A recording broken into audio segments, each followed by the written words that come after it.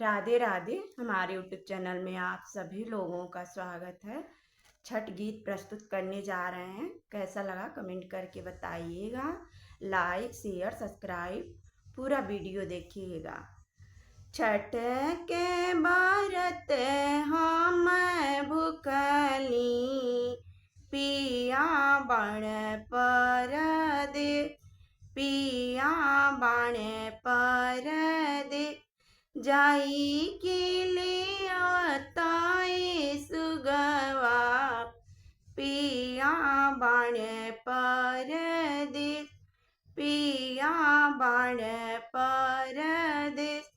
छठी मैया अइली नाई हरवा, छठी मैया अइली नाई हरवा, सासु लिपेली दुआर, सासु लिपेली दुआर, सुथनी सारी फाले आईनी, सुथनी सारी फाले आईनी, बाबू जाइन बाजार, बाबू जाइन बाजार, छठी के व्रत हम भूखली, पिया बण परदेस, पिया बण परदेस, जाई के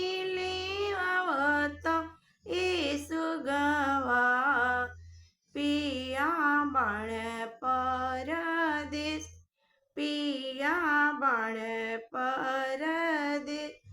सैया जी बांधेल पगड़िया, सैया जी बांधेल पगड़िया, चली गंगा जी के घाट, चली गंगा जी के घाट, छठी माई दिया नया सिसिया, छठी माई